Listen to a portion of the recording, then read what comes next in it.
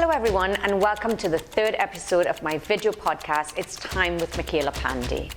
Today we will be discussing the issues facing our teachers, students and parents and the solutions on the best way forward. Joining us today is Mr. Ronald Mootoo, an educator with the Ministry of Education since 1982. He is a member of the Edutalk board and the interim president of the Association of Principals of Public Secondary Schools. Also with us is Mr. Anthony Dharson.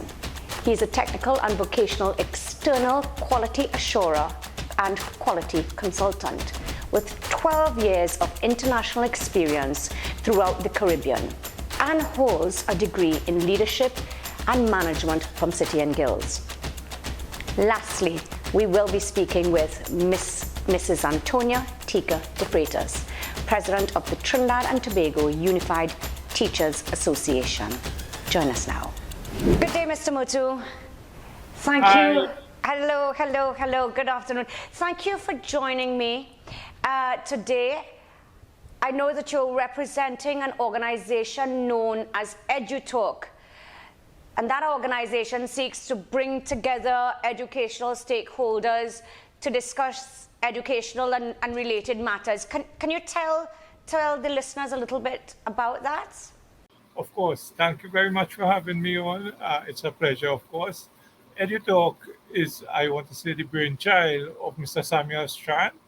He would have asked a few of us educators and persons who are also in the educational field to join together so that we could educate, we could empower our citizens, our parents in particular, towards educational issues so they can understand how the bureaucracy works and what are the various dynamics involved in making educational decisions, as well as educate them as to the responsibilities and expectations that we have of parents and students. At the end of the day, we are hoping that we could engender that partnership that will result in our students being more successful in our education, in the educational system that they are, of course, the major stakeholders of. So basically, in a nutshell, that's... Yes, of course, I know Mr. Strand very well. I've had the pleasure of working with him whilst at the NPTA, and he is very, very, very passionate about educational reform. And I've had the pleasure of visiting different schools with him and being part of his lectures, educating us and trying to put together you're right, almost a partnership between parents, students, and teachers. The purpose of educational reform is to transform structures, in my mind, with the aim to raising the quality of education in a country. We need to not only invest in our schools, but also in our children. And by that I mean educational reform must begin at early childhood care and educational centers, where we can perhaps even assess the difficulties, whether it be mentally, physically, emotionally, socially, that children may be suffering from. Would you agree that educational reform should begin at the earliest stages? Well, it may be very well that refers to educational reform in our country. But these are I want to say, standard expectations of any modern day society, that our children, our students are diagnosed from the very earliest opportunities as to what are their strengths, what are their weaknesses, what are their learning disabilities, if there are any, and of course, any other disabilities that may arise. If we do not know if our students have learning disabilities, then we are, as we say proverbially and colloquially, we'll be spinning top in mud. So no amount of remediation could, in fact, be successful if our children, if our students possess one of these educational learning disabilities, dyslexia, dyscalculia, you name it. And on average, the literature says, international literature, roughly 10% of the children have some sort of learning disability. Yeah. And if we do not diagnose our students, our children at early ages, we will be disenfranchising our citizenry of contributions that they can make towards development of a better society. If our Yes. educational system is not humane, then what really are we doing? Mr. Mootoo, I wanted to talk a little bit about the primary schools and the problems that the children are having there, and in particular because we've just come out of speaking about the different issues, whether medically, whether socially, that children are having. We are seeing, the statistics are saying that primary schools, during the SEA, children are scoring 0 in all 3 of the papers. And these children now are being expected to begin secondary school without the basic knowledge of being able to read and write. Clearly, somewhere along the line, we are failing our children. I saw this in particular in a school in Central that I had visited with Mr. Strand, actually, and there was a huge percentage of the children who were beginning Form 1 and didn't actually know how to read and write and was starting the syllabus. And what worried me is that if they didn't have the basic skills, how are they going to go forward, or were they just going to plateau at that stage because there's no kind of gap in between to help them? Mickela, you'll be surprised. This actually occupies much of our time on Edutalk. And, you haven't even begun to scale that problem yet, because our teachers in secondary schools are not equipped to deal with this issue. We were not remediated when we were young. When we went to school, we weren't taught, long A and short A and things like that. And this is where we have to go with our students who enter secondary school. And mind you, some of them are 14 and 15 years old. Yes. And scoring 0, as you say, or below 10 generally. And these students are ill-equipped with the cultural capital, really, to receive anything that we'd be giving them. And if we do not diagnose our students, and the literature says that we must develop an individualized learning plan when we are doing remediation. Yes. But if we do not know if our students have these learning disabilities, how could we develop an individualized learning plan? Whose agenda are we serving? Is it that of the child? I think not. And this is where you're right. Reform of the educational sector needs to be, but it need not be reform of the educational system as much as the educational thought process that underlies an. And I agree with you. And one of the things that I saw, and again I say witness for myself, was that prior to COVID-19, and let's put something on the table here. COVID-19 is being blamed for a lot of things, but I think the reality is there are a lot of problems that existed prior to COVID-19 was simply magnified by COVID-19. Because I know in one particular school that we were working with that they were rotating students between forms 1 and 3. And this was because school repairs had not been done. There was, I think, N1 to N14, which were the classrooms, and they were the prefab classrooms that had become so dilapidated that the children could not go and could not attend. There were rats, the windows were broken. It was just basically a hazard. And my situation, when going and seeing it for myself, I said, something's got to be wrong here. Are the children's education is suffering because the school is not being repaired. Some students were getting something like 9 hours or something like that a term. I know you and Edutalk must have also spoken about this. If it's the same school that you're referring to, that again we discuss often on Edutalk, and we are saying that there must be a level playing field. If we are offering a standardized curriculum, shouldn't the educational facilities, the educational infrastructure in each school be similar? Shouldn't all our students have access to the same 39 weeks of schooling? Yes. Shouldn't all our students have access to a play field because we offer them PE, for instance? Shouldn't they have access to a lab facilities? Shouldn't they have access in today's scenario to a broadband internet service that is reliable and effective? Shouldn't all our students be allowed, as is their constitutional right, to Yes. have access to equality and equity in education? Why, are we continually disenfranchising a percentage of our students? And these students, most of them, are working class students, and even students from the poorer socioeconomic strata of the society.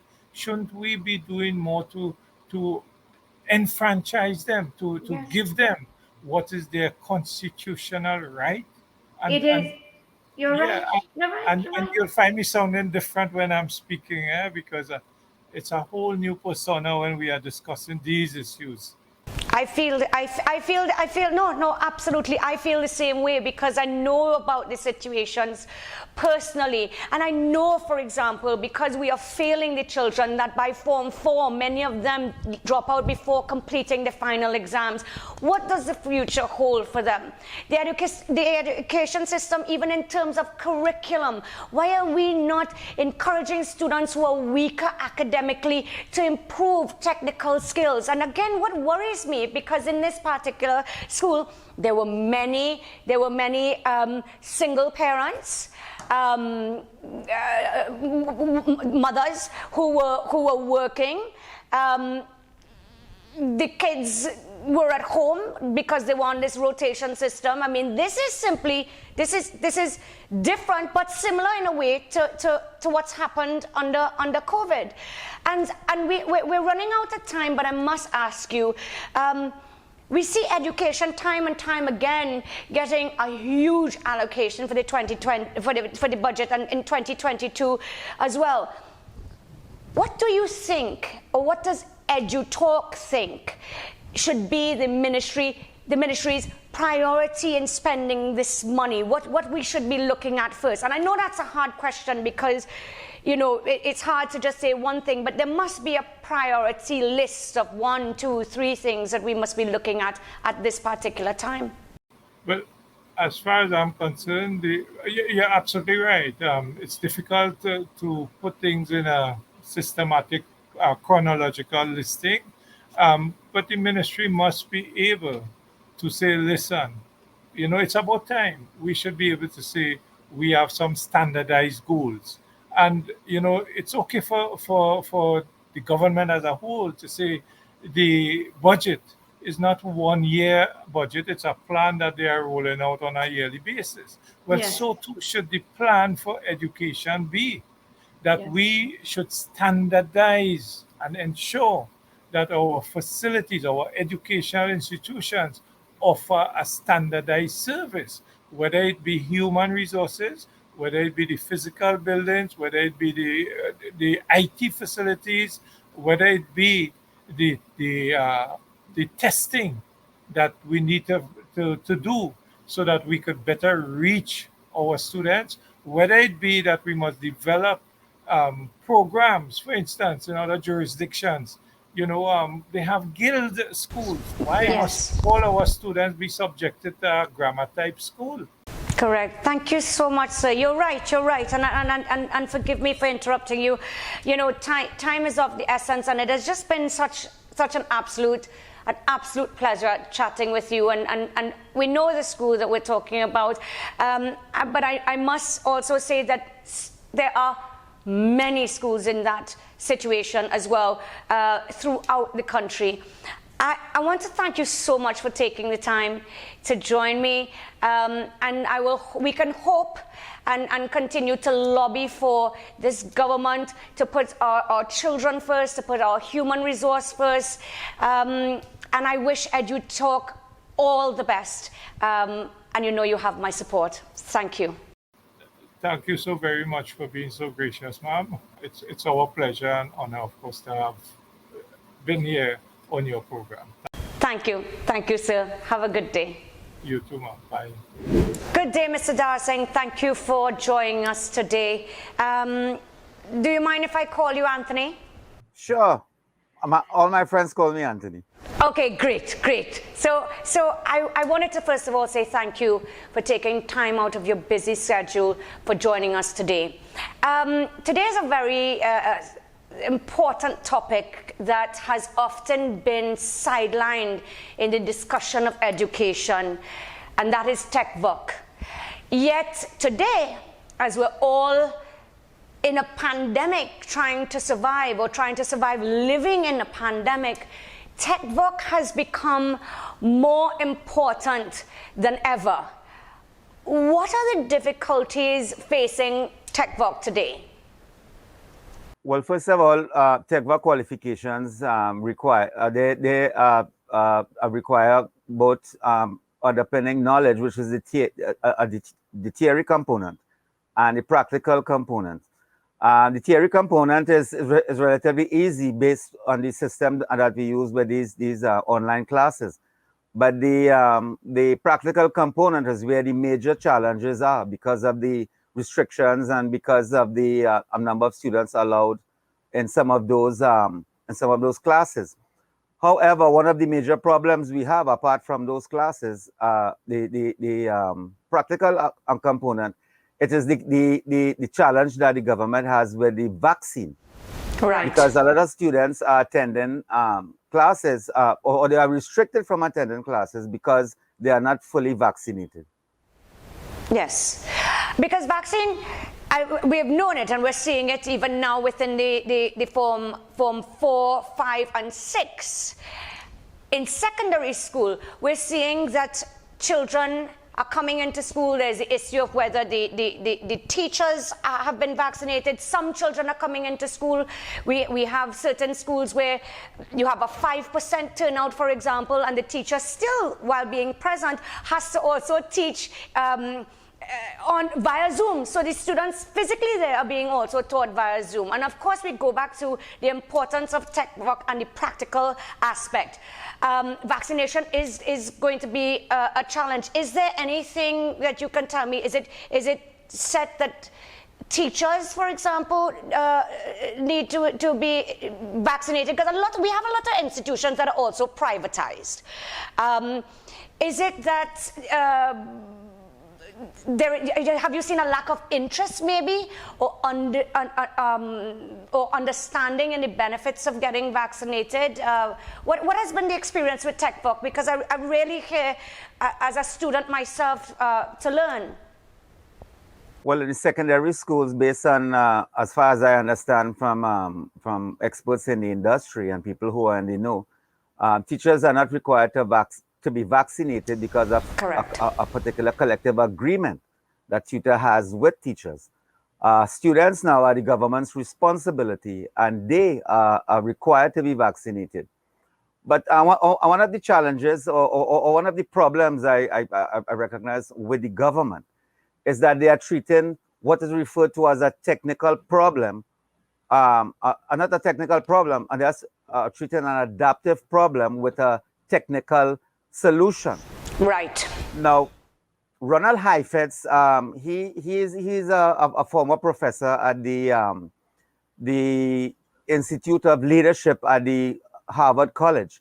He wrote in his book, Leadership on the Line, he advised a lot of presidents and world leaders about these challenges. And what I'm seeing now with the government of Trinidad and Tobago and all leaders is that we are treating a technical, an adaptive challenge with technical solutions. For example, a technical challenge is one that can be met or solutions can be achieved through professional advice, through legislation, through decrees, and things like that, because as well as providing infrastructure for the subordinates.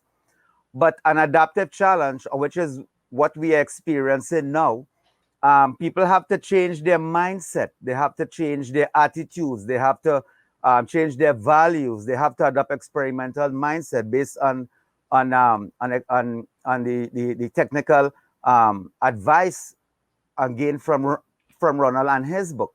So the problem now is that we have not been educating. We have not been trying to change the mindset of the students, of the people, of the candidates, as we call them in TechVoc. And as a result, now we have seen a failure as far as the strategies developed by our government and our leaders to vaccinate and encourage our younger people and our TechVoc students. What the government has been doing is really legislating and using a high-handed strategy to encourage people to be vaccinated when they should be educating on people and the benefits of a vaccine. I took the vaccine myself. I took both because I studied all the vaccines and the benefits of it. And I think that is where the government has failed, because they have not been educating. What they have been doing is legislating more than educating, and that is where a lot of people don't understand, and that is why a lot of the fake news has been influencing people in the decisions that they make as far as the vaccine is concerned. I am so very happy that you brought that up, Anthony, because we talk about vaccination, the government talks about how important it is to be vaccinated, and then simply legislation comes in, or they set in regulations or certain policies. And again, it's an important discussion in terms of TechVoc, because going back to where we started the discussion, you have the practical element of a skill. And therefore, yes, I agree with you. Instead of I don't even say scaring people, but instead of forcing people in one way, really they should be educating people. And of course, as you would know, also within the rural areas, because you see, we have seen so many, and I would love your conversation on this. We have seen so many people who cannot find alternative employment. TechVoc education has been and will always be a way for individuals to retrain themselves, retool themselves so that they can become self-sufficient by opening their own little private businesses. For example, learning motor, what is it? Gosh, forgive me. Motor vehicle engineering, I think it is. Can give you the opportunity to open a small garage and do repairs. So for me, TechVoc, which has almost been like the disregarded, is more important now than perhaps ever before. What do you think about that? Well, we can't make, to be honest with you, Mickela, based on my experience in with the various ministries and consultations that I've had with them over the years, yes, the CSO has been 3 or 4 years behind in their data. So we cannot make an informed decisions as far as the areas, the job availability, as far as the information that we receive from the Central Statistical Office. But just off the top of my head and looking at it now, and what is happening is that the Ministry of Social Development, there's a program, the SEED program, where they are offering people $15,000 to start a new business. They are also offering $7,500 to for education or further education or retraining but of course, those applicants must meet the criteria set out by the ministry. Now, as far as those people are concerned, or those who are approved, everything is fine. But as for those who did not meet the criteria, there must be some strategy in place to facilitate those type of people as far as retraining, retooling, redirecting, or even enhancing their income. What we need to, and we are seeing it as well too. We are seeing a lot of small businesses popping up all over the place. We are seeing a lot of fruit stalls, different fruit stalls, and people are people are going into to supplement their income. But what we really need, and I'll go back to that because that is where the major problem is. And what we need is adaptive solutions. Yes. To the challenges we have. We keep treating these problems with technical solutions. As far as infrastructure, the seed program is good. But how can we change the mindset? How can we change the attitude of the people who are experiencing these challenges? What we have to do now is we have to inspire our leaders to become inspirational leaders as far as this is concerned, because we have to inspire people to change their mindset. People are not going to change their mindset if they feel that they are losing something. As far as my experience goes in leadership positions, people refuse to change once they believe that they are losing something. Yes. So the government and the leaders must show the people where they have all to gain and nothing to lose. How are we going to do that? We have to first stop putting the cart before the horse. As far as TechBuck qualifications are concerned, what happens is that we develop standards before we actually set industry standards. So here it is, you have the NTA, you have some of these other accreditation bodies in Trinidad establishing educational standards, but they don't meet the criteria that has been set by the industry standards. Would you say, sorry to interrupt you, would you say then, because we're running out of time, would you say there needs to be a complete revamping of TechVoc, or do we have something which we could build, and perhaps the government can look to people like yourself to have discussions on the, as a stakeholder, on the way forward? Do you think it has a complete reform, or we have something upon which we can build? Well, previously I was the chairman of one of the sector advisory committees at the National Training Agency, and I resigned in disgust. I refused to attend any more meetings, and I've been asked to return, and I refused to return because of the amount of red tape, and we seem to be going around in circles. I did exercises with the Ministry of Labor, with the Ministry of Trade, and everything has failed. What happened, what we wanted the government to do is to establish industry standards. We want to set a standard, a procedure or a standard criteria for plumbers. So we establish a standard for plumbers, and this is the industry standard. The education system, the TechBuck education, should be geared towards meeting that criteria established by the industry. Correct. Because what we are having now is a lot of people going to schools, and it's going to solve a lot of problems, because we have a lot of technical schools that is offering qualifications that does not meet the criteria established by these standards. So we have a lot of people doing quick courses, like a weekend course, and we want to retrain people, but what standard are we training them to meet? I agree with you. I am an assessor, and what happened is that I know standards, I know quality control and quality assurance. And that is what we have been trying to do for years, since 2009. 2009, we have been trying to get the ministries and the government to legislate the industry, because the services sector across the board. I worked with TTCSI, and I said those various ministries. And at the end of one of the exercises, we decided, or we ended with a question: are we going to legislate or educate? But for the last 13 years, we tried education and it failed. So it's time for the government to step in and legislate these various services sectors And not only that too, what happened, we proposed a way that they could, gain or acquire a lot of income. And we determined, and based on our statistics, that the government is going to draw or get, if you want to call it that, at least 12.5 million TT dollars per year based on licensure. So we license the industries, we legislate, we license.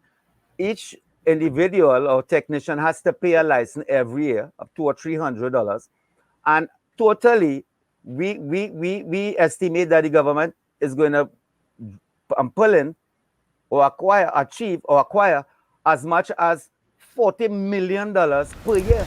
Now, Anthony, sorry to interrupt you, only because of timing, and I think I need to dedicate an entire show to Tech Voc. No, and I say that absolutely. We need to. It's so important, not only but to educate the public on what's happening. It seems that everybody has answers or solutions, ideas, and the government appears not to be listening. But I'm going to definitely bring you back on, because this is a very, very, very important issue, especially when we see also, whether we like it or not, so many children are dropping out of school by Form 4, having no future almost. Some of children who may not be completely academic geared, if so to say, and who have great skills. So I will definitely bring you back on, and I just want to say thank you so much for sharing your ideas and experience with us, and we will definitely be speaking to you again. Thank you so much for joining us. Thanks for having me. Okay, bye-bye. First of all, let me thank you for taking time out of your busy schedule. I know you've been having meetings till wee hours in the morning. So thank you for that. Antonia, I'd like to really begin with the reopening of schools on the 4th of October for Forms 4, 5, and 6 for fully vaccinated students, after being closed for what would have been the 13th of March, so let's say a year and 7 months. Right, okay. I wanted to ask you, in your view, would you say that the reopening has been successful? At this point in time, no. Thank you for having me, and thank you for being willing to engage TTUTA and hear our perspectives. No, we would not say the reopening has been successful for a number of reasons. TTUTA from March 2020 till now would have been discussing with the Minister of Education and the ministry officials not only the emergency strategies as we went into the pandemic and the lockdowns, etc., but also ways for how we could safely reopen our schools and repopulate them to bring our students and our teachers back out. We know that this virtual engagement has not been easy for anybody. So when TTUTA met with the Minister of Education and her team on the 14th of September last, we put a number of recommendations to her, one of which was, as she indicated, October 4th was a projected date for bringing out students. One of the recommendations we made was that don't bring out everybody. Bring out only the students who have to do the practical components for the examinations, for the SBAs in the Forms 4, 5, and 6. And that would have been similar to what was done earlier this year, as we had students from, I think it was February all the way to June, coming out to prepare and then to subsequently do the examinations. The minister indicated that she took note of our suggestion, but obviously the state decided otherwise. Now, the challenge with that is that if you are stipulating only vaccinated students, our data thus far shows that roughly 50%, just over 50% of the eligible cohort, 12 to 18, would have been vaccinated. Out of that, if we have 25% of those students coming out to school as of Monday, 4th October, we had a lot. Our teachers were faced with one child in a class, 2 children, no children at some point in time. And the administrators, the teachers were frustrated because you're being told subsequent, focus only on the children in front of you.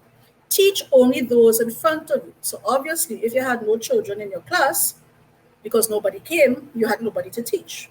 So it has not gone smoothly. It has been frustrating because the educators, we are mindful of the fact that yes, children need to get back into school. However, this time of the year is when most of us would use to prepare our students for the practical components. And so not being able to do that with the students in the different subject areas has put us in a bind, so to speak, because we don't know whether all students, vaccinated or unvaccinated, would be allowed out. And we don't know what will now happen for these students who have to meet the different deadlines and timetables for CXC's requirements. I must add, if a student does not complete, the practical component of any subject, he or she fails the exam off the bat, even if you go into the exam and do well in the written component. So it's important for us to have all students available to do these practicals. We recognize that there's a level of frustration among parents and students as well. Parents have been saying, especially those who've been challenged in the socio-economic context because of the pandemic, parents have been saying they can't afford. So whilst they may have bought books and we have provided the children with devices for engagement, just do a simple thing like get uniforms, shoes and uniforms, organize transport, whether it's to pay a bus or find money to pay public transport. For some parents, that is another challenge. And we do not believe that has been taken into consideration.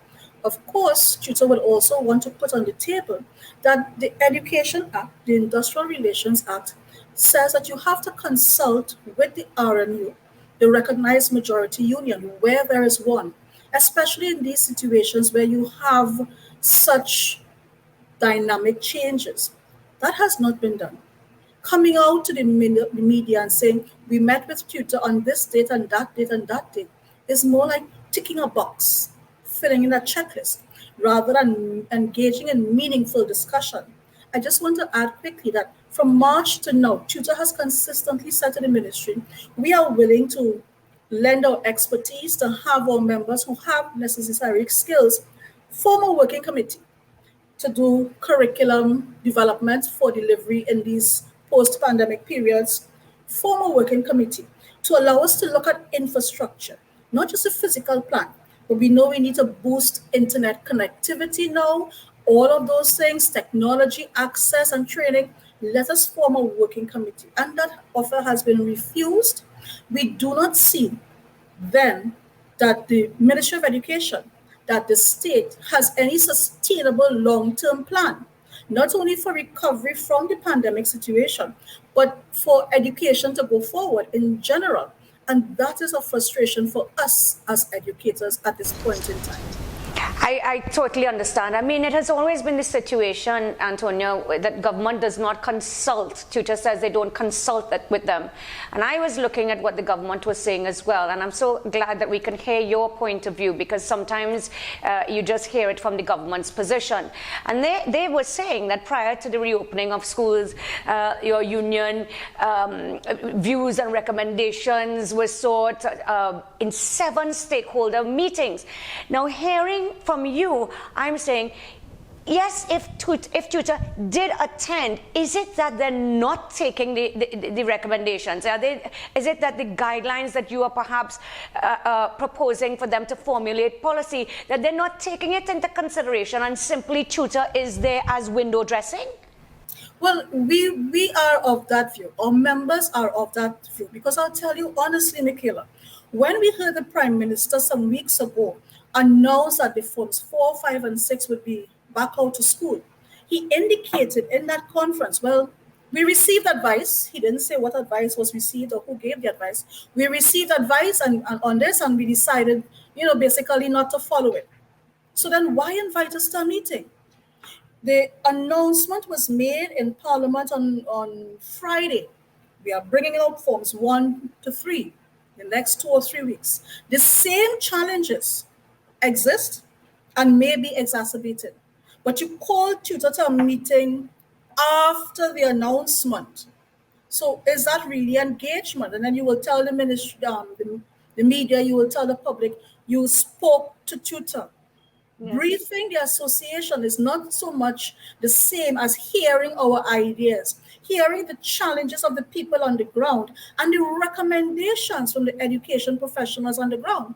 So unfortunately, what the association has recognized is that whereas our members at all levels, who must be commended, who would have stepped up and engaged in emergency remote teaching from March 2020 to now, in the online environment, using all different modalities, using their resources, etc., etc.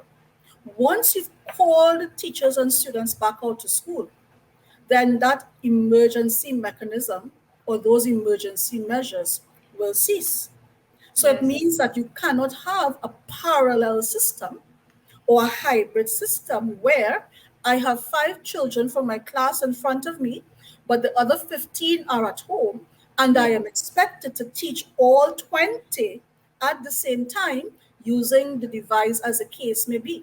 That's not going to happen, because the policy that established emergency will no longer be needed, since we are returning to face-to-face, and therefore our original terms and conditions will apply. So it's unfortunate that we have to reach to this point, but if we recognize that there's a lack of consultation and consideration for trade unions in general in Trinidad and Tobago, we would understand this approach. But TTUTA is not faced by this. We have the interests of children at heart. Our goal right now is to stop this inequity that's being promoted, because it's being promoted through state policy.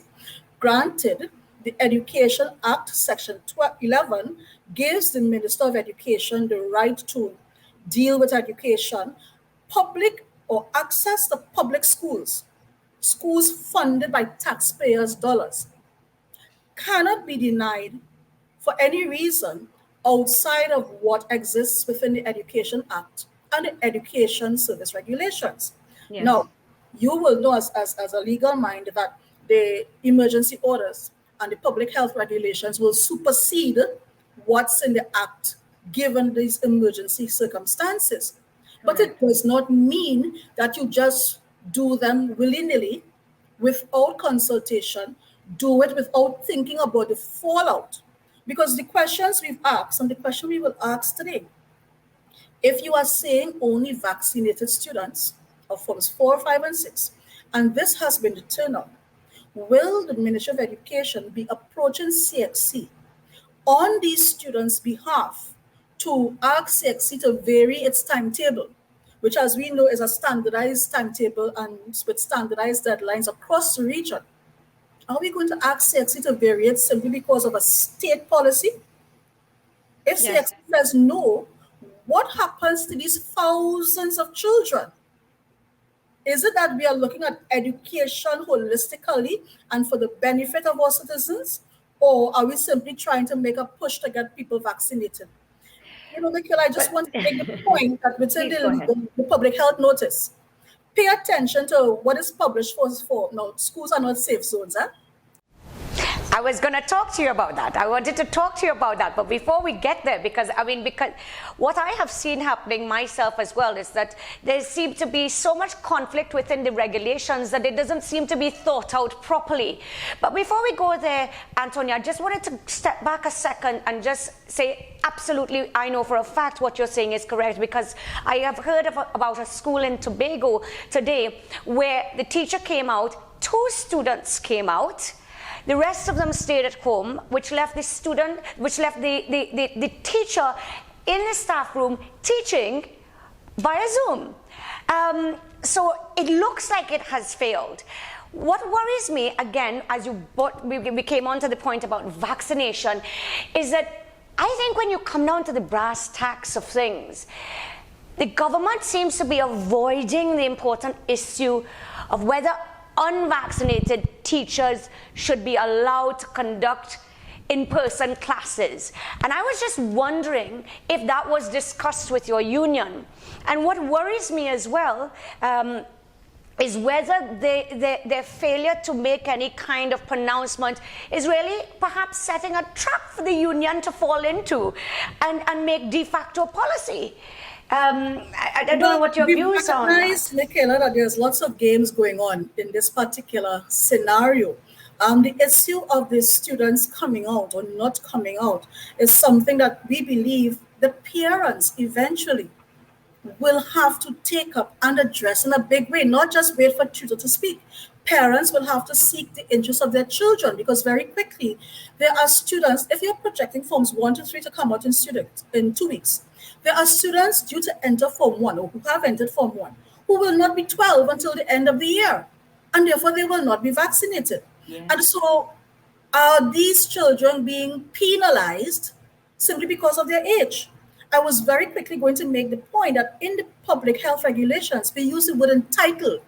Children who are vaccinated will come to school. Those who are not vaccinated will not be entitled. That says a lot.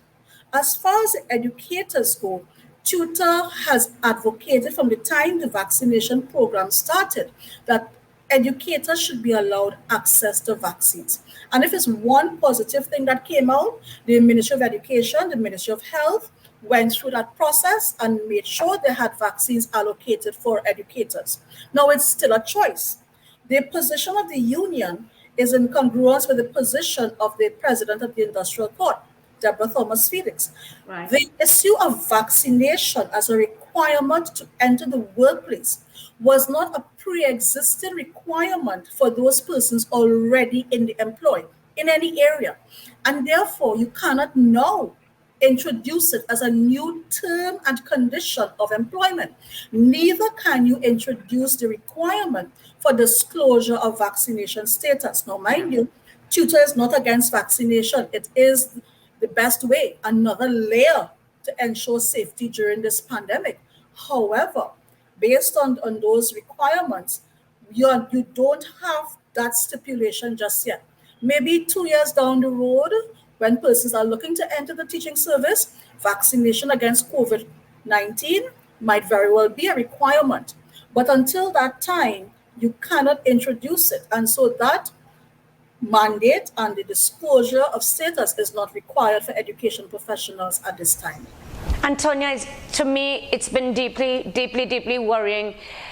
The inconsistency, again, I say, in the messages of the government when it comes to their policy making. If only vaccinated persons, as we were saying, can enter safe zones, it follows that school is not a safe zone for the teacher or the student. And that is a question that we have asked, and we will very well ask that question this afternoon, because when you look at the publication, schools are not identified as safe, and the proposal is that you will vary the social distancing from 6 feet to 3 feet. Now, you think back to your days in school, as good as they were. Everybody's there, especially secondary school. You're hanging out together. Everybody's liming at lunchtime in close proximity. Some of our classes were a bit tight, given the number of students in the class, etc. When you have social distancing of 6 feet, according to someone, you might have children sitting along in the tennis court or out in the road, even with 3 feet. But 3 feet, and you're bringing out more students? My goodness, how is that expected to be safe? And as you and your viewers and listeners will be well aware, as of last week, we already had some breakthrough cases in our schools, primary and secondary. With the spread of the Delta variant, I understand parents' concerns. TTUTA understands parents' concerns about not wanting to have their children out during this time. Some of our children don't get dropped to school. Some of our children who live in, let's say, Moruga. Yeah.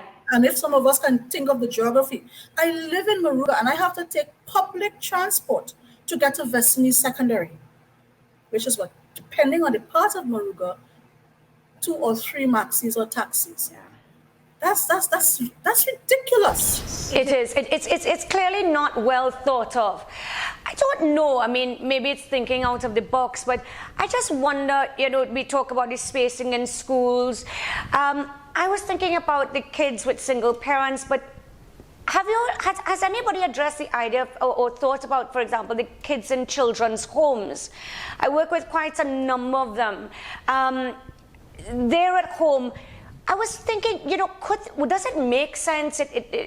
I don't know, but that the government could perhaps make use of the hundreds of community centers not currently in use, and the substitute teachers who are at home. Or I'm just saying, policy-wise, everything seems to be so haphazard, and you wake up one day and you decide to do something, and then you realize it contradicts with something else.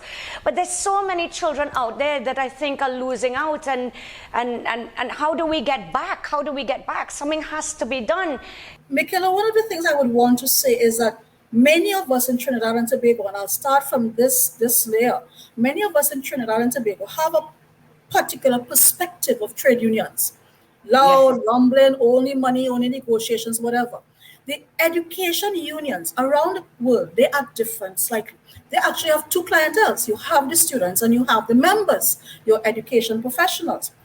One of the things TTUTA has done over the last couple of years, and more so in the last couple of months, is our research into policy making and development in Trinidad and Tobago.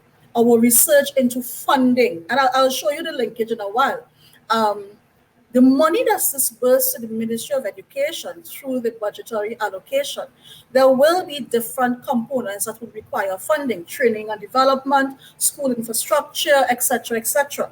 What we have recognized is for the last 2 years or so, and you see this captured in the Hansard out of the Standing Finance Committee discussions, what we've realized is that within the Ministry of Education, we paid attention to that. You've had items that have not received allocations from the budget, right? So let's say the allocation is $7 billion, just unrealistic. But out of that, you've not received an allocation for this line item or that line item. And when you look at the discussion that would have taken place last year at the Standing Finance Committee level, consistently, well, why is this not budgeted for? Or why is this budgeted? Why is this allocation reduced for this line item? Consistently, if we need more, we will seek to get more. Now, you and I know it's not as easy as that, as going and ask mommy and daddy, can I get another $10, please? I've run out of my allowance for the month. Just as they would say no. Exactly. The government will say no. So if we start on the premise that your budgeting is not in alignment with your vision and your strategic plan and the technical plans you have for the different sectors in education, then we're starting off at a disadvantage. You spoke about the children in the homes, but we also bear in mind have children with special needs, in special schools and in the mainstream. And I will add, there are some of those students in our government-assisted secondary schools. Have we considered how this newest policy will impact those children, some of whom may not be able to get vaccinated? Now, you said bring a medical exemption. But the issue of the special child simply getting to school because he or she requires the particular type of vehicle, if it's a physically disabled child, for example, that has not been thought out. We have a number of children expected to return from October 4th. Did we put school feeding in place? Did we put back the school feeding program in place? You know, one of the things out of that Standing Finance Committee, I noticed again, the remittances to CXC, which would be our exam fees for each student who has signed up to write CXC's exams. Those were not done in totality for 2019. I don't know if all would have been done for 2020. And this is not my perspective. This is what's in the Hansard. So if we are collecting money, or if we have to allocate money for students' examinations, and we have not sent it off to the examining body, what does that say? CARICOM has indicated that this is what territories should do in order to help students recover. Special needs students, students and children in homes, children doing technical vocational subjects, because as we know, TechVoc is what drives and builds. When we look at Germany, when we look at Norway, TechVoc programs drove the development of those countries. Trinidad and Tobago was part of that orientation, and some territories have already started their planning and dare I say the implementation of their projects based on those guidelines for recovery. Question could be asked, where is Trinidad and Tobago in that project development? Have we looked at a sustainable plan for dealing with all of these different groups of students, all of these different layers of education, in terms of not only the emergency has passed. We now have to plan for recovery and for building resilience into our system. Where is the funding? Where is the policy? Where are the plans for that? That can't come from state alone. That has to involve the education practitioners, the education researchers, of which we have quite a few well-renowned in our country. It has to involve a range of stakeholders over a period of time. I agree with you. I agree with you 100%. And I think your ideas are so fantastic, and thinking out of the box and really looking towards the future and coming up with some kind of plan. Because, Antonia, we have to realize that education for many children in this country is the only way to get them out of poverty. The government needs to realize that what students need varies. We can't treat students and schools as if they're all the same. We have to meet students where they are and address their specific needs. And perhaps the time has come for the government to stop treating TTUTA as a rabble-rouser, as an enemy, as an obstacle, and really wholeheartedly embrace the opportunity to speak, to listen to engage, to communicate. And after your meetings, which I wish you much luck today, my friend, I hope that after the meetings that there is follow-up, because we can have thousands of meetings and then nothing ever happens. We have the meetings and then we follow through. You know, I know you're a busy lady, and thank you so much. And I would love for you to just, a couple of closing words for the viewers who I am sure would have thoroughly enjoyed listening to you. You know, I very quickly, I would want to share an experience a fellow educator shared with me. He was teaching the students who had to do, at that time, common entrance, and the so-called remedial children with special needs and learning disabilities in a mainstream primary school. One of the children was very successful, unexpectedly so, and as we say, passed or was placed in a government secondary school, of 7-year government secondary school, so he had the opportunity to do A-levels later on.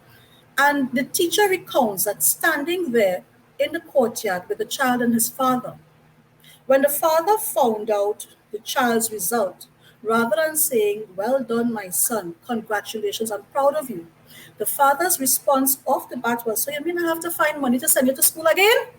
Now, I say that to say, we as a people need to conceptualize education not as just money to be spent to go through the motion because it's required under UN conventions, etc. We as a people have to see education as an investment in ourselves, in our families, in our children, in our human capital.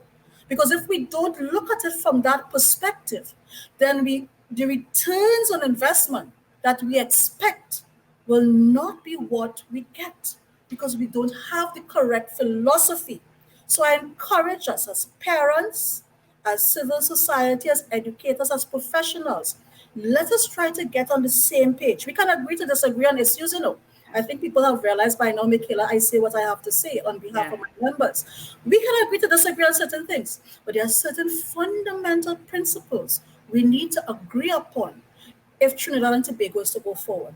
I extend the invitation to stakeholders, tutors willing to discuss this matter of student development and reopening, and we look forward to people reaching out to us and engaging them for positive outcomes. Thank you so very much for having me and for engaging me. Madam President, I want to say again, thank you. I'm hoping that the ministry and stakeholders will take your union suggestions seriously, and not simply use your presence as window dressing. Thank you so much for joining me today Your voice is important. I appreciate it. Thank you. Thank you for having me. Be safe, everyone. Take care. Thank you.